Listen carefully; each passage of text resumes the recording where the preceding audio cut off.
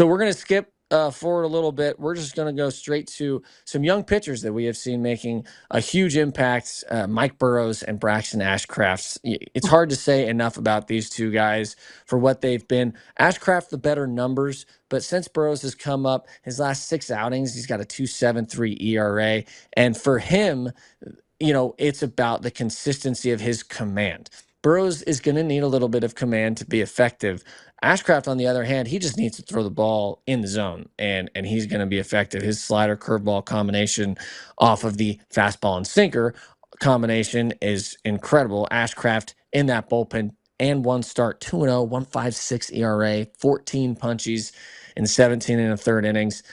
Burrows 1-2 with a 4.14, but he's, like I said, he's been really good lately, and we're starting to see some improvement because when he's able to command his fastball, his changeup plays off of it so well. He gets people starting to lunge out to that fastball, and then you can't sit back on the curveball.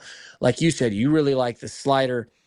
Both these guys, pretty much the same pitch mix. You just get rid of the sinker for Burrows, and you get rid of the changeup for Ashcraft. He does have one, but he doesn't really throw it. These two guys, how big are they going to be for this pitching staff going forward? And are they guys who are going to be around for a while?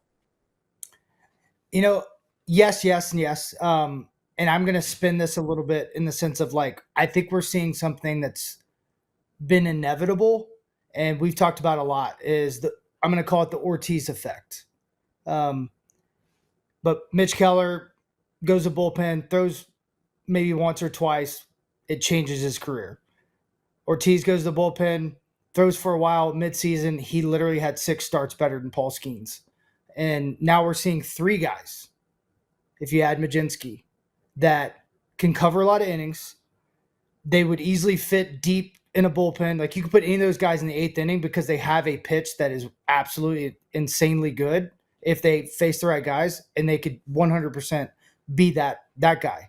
But you're creating Swiss Army knives, and it's something when I was learning analytics and I was in Tampa Bay, I saw come to life, and it was because of the talented arms they had. It was the best staff I ever caught, and I was in AAA. It's funny to say that, but it's 1,000% true. Way better than any Pirates staff I was ever on. I mean, ended up having 4 all-star closers, Blake Snell. It was incredible. But they needed innings, right? Like they had to pitch. So it became where they threw 2 innings to open the game, and then you threw the starter after. And it's happening in Pittsburgh.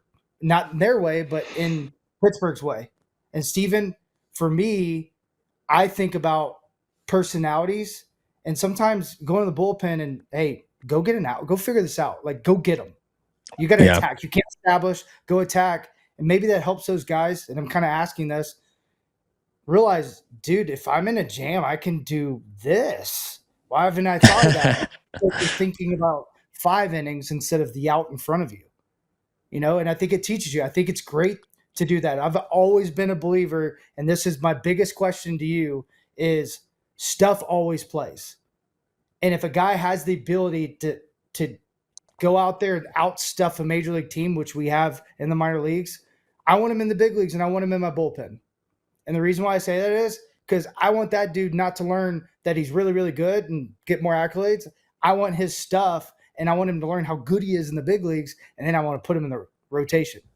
And I think it's easier to protect guys too, because you can revolving door guys in the big leagues pretty easily. So I'm asking you, do you think that would have been an advantage in your career? And I know that you would do anything for your team, just like me and, all the guys that we really like in the game. But I think there's something happening. I think it's going to really work. I really do. Yeah, I agree. I think of course it can be a lot of help to learn how effective you can be against major league hitters in a small sample size, and then just extend that over as a starter, right? So figure out I can get guys out for an inning, maybe in 2 innings, and then you start getting a little more confidence. Maybe you get put in that starting rotation, and then you feel confident in being able to repeat against those guys. Go 5, go 6, whatever it is.